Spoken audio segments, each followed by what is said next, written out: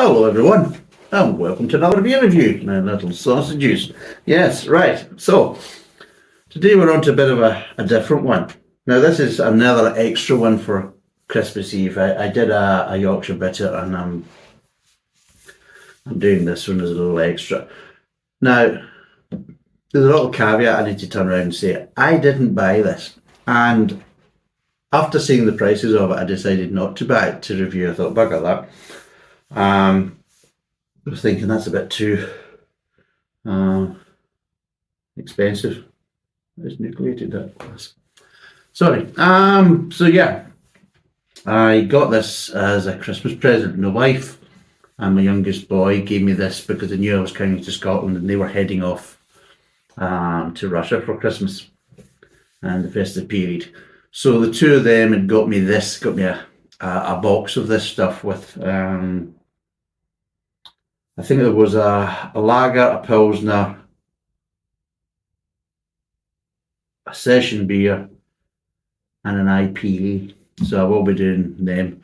And there was some glasses and a bottle opener and everything else. I don't know how much it cost. I will put the details down below and things like that. But going from what I was looking at, there was like 12 bottles over 30 to 36 quid they wanted or some crap like that. But it's Hawkstone lager, you know, the Jeremy Clarkson stuff. So yeah.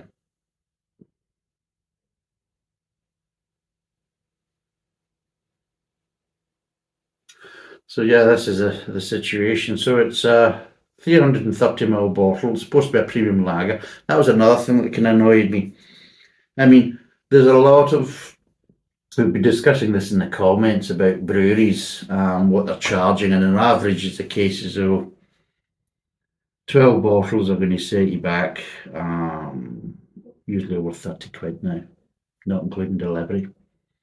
But at least most of them are usually 500ml bottles. The best ones I would probably say is Fuller's. Fuller's make good beer, and I would say that you might not like all Fuller's beers, but you will find at least one or two Fuller's beers that you will enjoy, and they usually are quite readily available. Some aren't so much, but you can get them from the website, and one of the good things is that they're actually better priced. This is the thing that makes more sense to me, is buying direct from the brewery, you would expect to get a better price than, say, buying it from the supermarket. A lot of times buying beer from basically breweries is usually more expensive than buying it in the supermarket, which I just don't understand. I just don't see what the point of that is, unless they're selling their soul to get themselves into the supermarkets, which I just think is a bit daft.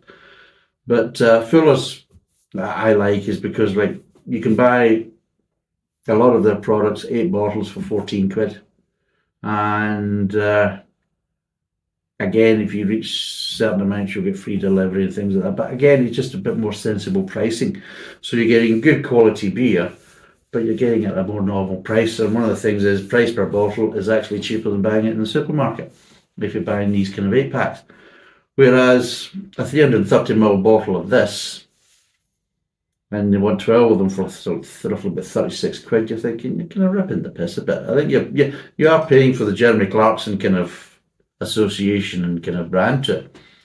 Now, there's nothing really on the back here. It says ingredients: water, malted barley, hops and yeast, ABV 4.8, and it's brewed in the Cotswold Brewing Company, and that's Burton on the Water. There you go. In Gloucester. There you go. Which isn't that far away from where I live. Tastes best when chilled. There we go. Hawkstone.co. And just the drink responsibly bit. So there's nothing really on the label, but it has been heavily kind of promoted and hyped up by Jeremy Clarkson. And I think they were claiming it was his barley that's been used in it from his farm, from the Amazon series, you know, Clarkson's farm. So I think you're paying a premium because of that association. Is it a good beer?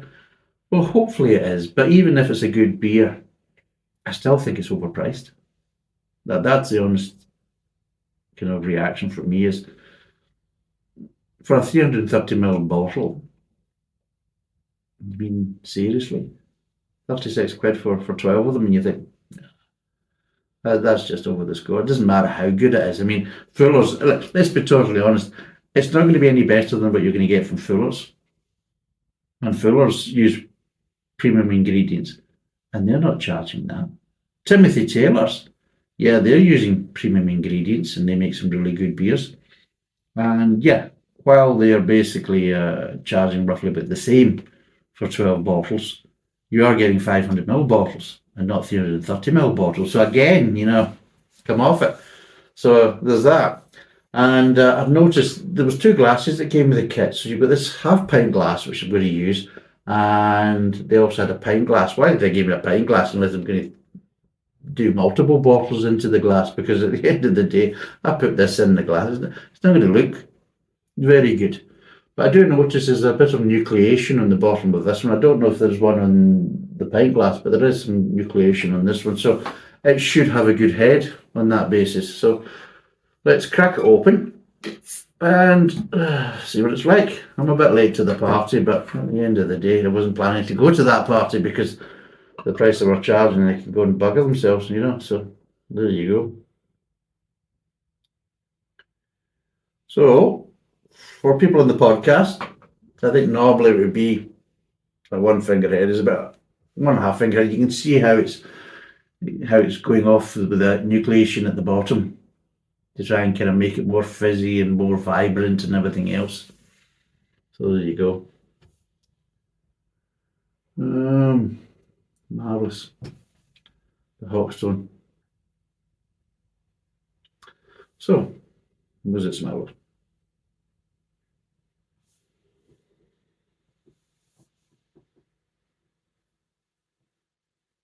I'm getting a bit of grey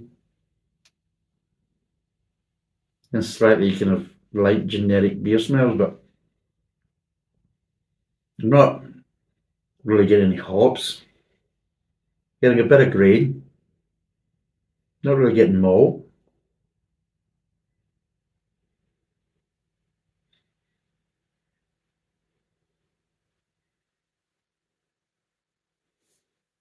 Maybe a slight pepperiness. Maybe. But just slightly kind of edge of the hops, pepperiness, And that's really it. But as you can see, it's gone like billio. And you see how the head's going and just won't dissipate. It's because of the glass. It'd be interesting to pull this out into a normal glass and see what it would be like. But anyway, that's what we've got. So let's see what it tastes like.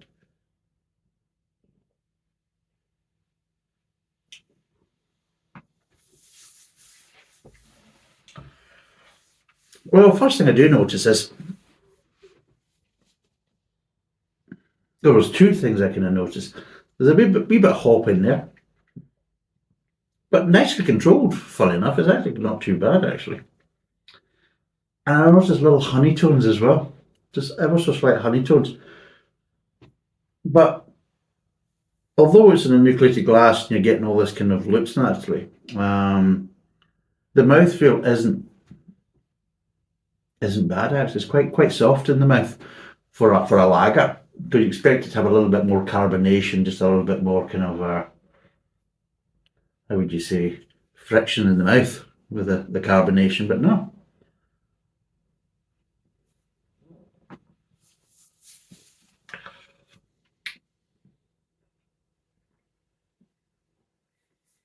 It's not too bad. Quite a clean finish. There is a little hint of bitterness in the finish, but not to the extent, look, say, a Czech lager or something like that, or a Czech Pilsner. It does have a little bit of hint of bitterness, which you can get with some German beers. So I think, yes, it's got a bit more to that side of it.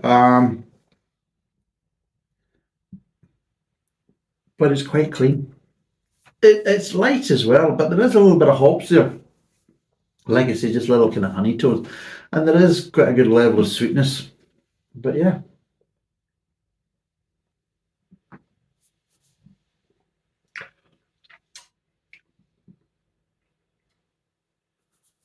It's actually not too bad. Actually, not too bad. I'm surprised actually, because I was expecting it to have a different flavour profile. I expected to have um, some things that some flavours that were more kind of British lager generic, slightly earthiness to it, maybe also slight kind of metallic twang to it. I expected to get it kind of basically kind of mostly grain flavour and not really much malt, and I didn't expect to really get any hops from it at all. And that's one of the kind of problems is people going about kind of British lagers, why are they so bad? Well, the easy honest answer is there's not enough malt. They don't really put the hops in it. And the majority of the kind of flavour and flavour profile is really based around the grain. So it's usually kind of quite boring and just kind of light. And that's one of the big problems is because of that, when you start picking up slightly kind of off flavours, like slightly earthiness, kind of background flavours or slightly metallic flavours. And that's one of the big problems with these kind of, especially these kind of piss water lagers. But I've tasted ones from good ale breweries, and again, they fall into the kind of same thing as like, well, we can go light in the milk, it's a lager and everything else. No, don't. I mean, I've had other lagers where they went too heavy in the malt and the hops, and it's more like a golden ale rather than a lager. You've got to get that balance right. And I would say that, yeah, I would say they've got the kind of balance not too bad. So yeah, let's break down the flavours.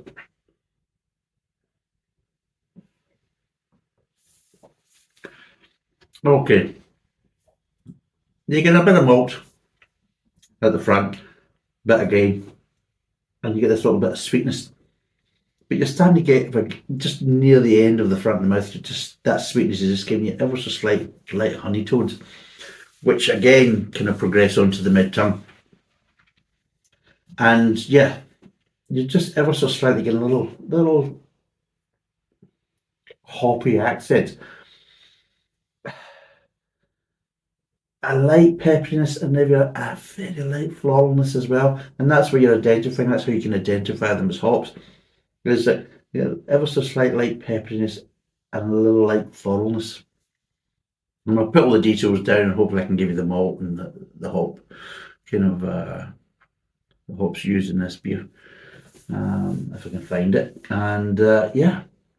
So it's quite a nice start to it. But even in the mid tongue, you're still getting the ever so slightly light honey tones, which again, it kind of stops. It just kind of stops the sweetness from kind of running away. Because one of these ones you think not a bad bit of sweetness, but then as you start getting to the mid tongue, you think, well, no, it's getting a bit too sweet now. It should be dialing back a bit, but it's just consistent. Just that a decent level, not too much. It's not adding too much richness to it or anything like that. It's just light enough. It's present enough, but light enough. But just with these little kind of honey accents, it just kind of makes it a bit more interesting and not boring. But offset with the hop, especially in my tongue, it balances it out. So it's actually quite nice. It's quite pleasant. But it is a light lager. I'll turn around and say it. I mean, it's 4.8%, but it is quite light. There's no real kind of meat on this. So it's very, very drinkable from that point. But with the mouthfeel and everything else, which of course might obviously be assisted by the nucleated glass, does mean it's quite drinkable. But when it moves from the kind of near the end of the mid tongue, you just get like slightly some very light bitter accents, which again just transfer over to the kind of aftertaste, the back of the mouth. But you're still getting ever so slightly little light honey tones, and the sweetness in the grain kind of dissipates. You're starting to lose what's left of the malt just near the end of the mid tongue, just as it transfers over. I think that's the kind of last of the kind of malt flavours.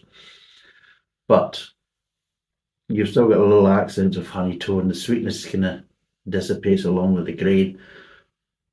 But once you've kind of swallowed, you've just still got these little kind of remaining accents in the mouth at the roof. Just very, very light bitterness. And it just makes it quite a clean finish because it dissipates quite quickly. But yeah, it's I mean, you can see how the head is. That's definitely because of the glass, not because of the beer. But overall, it's light, it's drinkable. Doesn't seem to have any hop flavours, which unfortunately a lot of British lagers suffer from. And overall, yeah, it's a nice kind of easy drinking lager. I wouldn't say it's groundbreaking. I wouldn't say it's overly wonderful. I've tasted lagers with a lot more flavour, and a bit more robustness to them that are still sessionable and still very drinkable. But this is a very easy drinking lager with there's nothing unoffensive. And yeah, there's just enough flavours from the different aspects just to kind of make it a nice, pleasant lager. And I'll be honest, lagers aren't my kind of go-to from this. But I thought I'd chuck this in because it is basically a Christmas present. And I thought, well, I'll do them as part of the kind of Christmas period. So I will be doing the kind of rest of the Hawkstone kind of beers that were in the box over the Christmas period as well, just little extra ones. But overall, it's inoffensive, nice enough flavours, very drinkable. And yeah, but what would I give it out of 10? Well, one of the big problems is price. It's got to play a part of it. And also the 330ml bottles, I mean, that's got to play a part in it as well. And I've got to say, although it's quite a nice lager, for a British kind of run-of-the-mill lager, because I would class this as more of a kind of traditional British lager. It has that kind of flavour profile. It's been brewed nice and well. They've not tried to kind of reinvent the wheel. They've used obviously a decent kind of quality ingredients, and yeah, it's just in general, it's just a nice, pleasant lager. But for the price of it, well, let's be totally honest, it's way overpriced, in my view. Other people might say differently, but what I can get, I mean, let's be totally honest, for that type of price at 36 quid for 12 bottles of 330ml, well, I can get 16 bottles from Fuller's for some nice beers. So I can. Not a problem. I can get 2 8-packs for a lot less money. That's reality. And guaranteed for the 36, probably what I'm paying for the 16 bottles from Fuller's, if I was paying the 36 quid, I'd probably get the delivery included in that price. So it's a far better, and of course I'm getting some really good beers. So if you look at it that way, it's not such a great thing, regardless of Jeremy Clarkson. I'm sure he's lining his pockets with it, and everybody else associated are all getting their cut, and that's wonderful and marvellous. But let's be totally honest, it's overpriced. It really is. So on that basis, it's got to, reflect in the score. So if it was a more normal price beer, at a 500ml bottle, because I just don't understand why they're doing 330ml. That's fine if you're buying cans of soft drinks and things like that, but the kind of industry standard now, unless you're in the craft beer fraternity, but in the more traditional kind of beer kind of categories, 500ml bottles is the kind of norm. 330ml is because people think they're better than what they really are, or they're looking to rip the piss and profiteer from it, which I think this is probably what it's more about. But yeah, on that basis, I mean, normally, if it was a normal price, 500ml bottle, what would I give it? 6.5. That's what I would normally give it. But because of the price factor and everything else, what would I give it? Well, it does really affect it. So I'm going to give it a 5. I would say for the price of it, it's average. If it was a more normal price beer in a normal size bottle, which is 500ml, then yes, you could say, yeah, well, 6.5. It's above the kind of average flavour wise and everything else, but no, it's overpriced. So yeah, I guess a 5. And would I recommend it? Flavour wise, I suppose, yeah, it's quite a nice lager and easy drinking and everything else. And I'm glad I've got it to review. But if I was basically left to buy it, then I wouldn't have. So I would never be reviewing this beer because I think it'd be overpriced. So I'm only doing it because I got it as a gift. If other people hadn't spent the money, then I can assure you I wouldn't have. So there, when it comes down to it, am I going to recommend a beer that I would not buy myself? Well, that'd be a bit hypocritical. Flavour wise, it's okay, yeah, it's drinkable and everything else is quite nice. So I would recommend it from that point of view. For the price of it and everything else and what you get for your money, no, I wouldn't, because I wouldn't pay that myself. So I wouldn't recommend it. And that's reality. And that's probably the biggest disappointment, is when you have quite a good beer that's priced itself out the market. Now, I know people probably will buy it to try it and everything else. That's great. Go for it. Curiosity and all that. But is it a viable option to get them in, for a Saturday session or a weekend session or some good football matches coming up? Get some beer in. Or what I'll do is I'll go online and, 12 bottle. 30ml. 36 quid plus delivery. Christ. I drink more of that in one game. So you start looking at that and you think, no, it's not realistic, really. I'm going to have a barbecue. Should maybe get some beers in for the guys coming round. Should we get the... No, I won't get the Hawkstones. No, Jesus. Because Dave will drink maybe usually about 5 or 6 cans quite easily, and that's 500ml. How many bottles is it? Jeez, you know what I mean? You've been looking at that way. And then, because you get 4 or 5 mates, so it's overpriced. That's the reality. So, anyway, it's a Hawkstone lager in association with Jeremy Clarkson. It's 4.8%. It's a 330ml bottle. It's way overpriced. Tastes okay. Not bad. But overpriced. Wouldn't recommend it. Thanks for watching. Cheers. Bye for now.